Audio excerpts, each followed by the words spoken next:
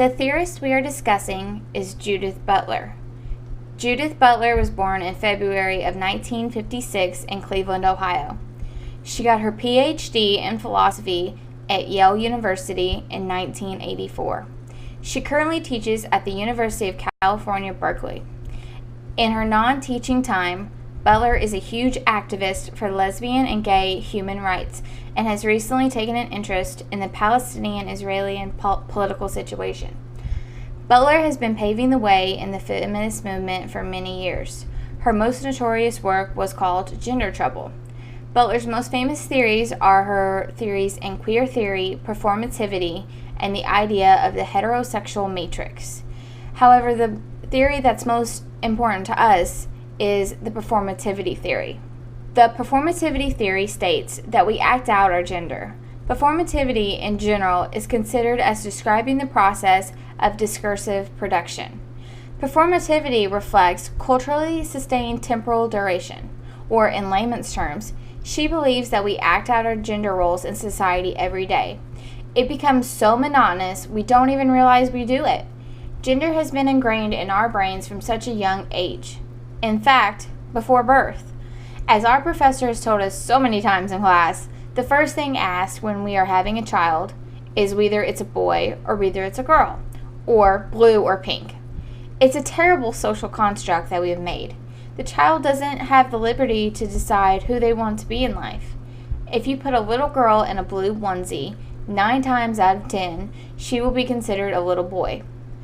That's the thought behind performativity. It's a performance in which we act out our gender identities. It takes, on average, 22 days to make a habit. For example, if I brush my hair for 20 strokes every day for 22 days, it's going to become a habit in my everyday routine.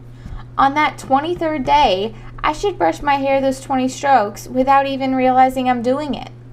Most of us go a lifetime acting out our gender in that same way. By acting out gender, I mean we wear skirts and blouses or more feminine articles. Men are vice versa. They act and dress more masculine. Butler wanted us to challenge these norms. She believes that these terms, gender and sex, are just social constructs that we make in society. She believed performativity was the most obvious in drag performances, which is what we're going to be discussing next. Drag performances is the act of dressing up and acting like the opposite sex.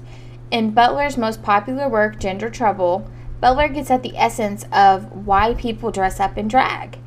For Butler, dragging highlighted the instability of the relationship between sex and gender and attests to the performative nature of masculine or feminine identity. Basically, it showed the performance side of gender roles. That helped solidify the idea that we act out our genders. Her research here showed that gender is exactly what she thought. It's what we make of it. It's nothing more than an idea in our minds that's driven home through society and everyday activities. It's not that bad to see that men can be less masculine than others or even be more feminine. It's personal choice. It's personal prerogative. The big takeaway is since there's no essential or initial basis of a gender identity, that it can be disrupted, undermined, broken, turned over, resisted, altered, and altogether to be a subject over which to cause some, quote, gender trouble. That's what she wanted. She was saying through performativity and things like drag queens and kings, she wants us to challenge society and the norms that it makes for us. We should challenge our gender. If we don't want to be, quote, feminine or, quote, masculine, we shouldn't have to be. It's our choice to be what we want, and it's our choice to challenge these norms on a daily basis. So what have we learned about performativity? We have learned that it is nothing more than a performance we put in our daily lives. It's something we act out, and it's what we make of it. And in relation to drag, it solidified the idea that it's an idea that there's nothing to base it on. We can break, change, and conform these ideas for what we need as a person living in society. Thank you.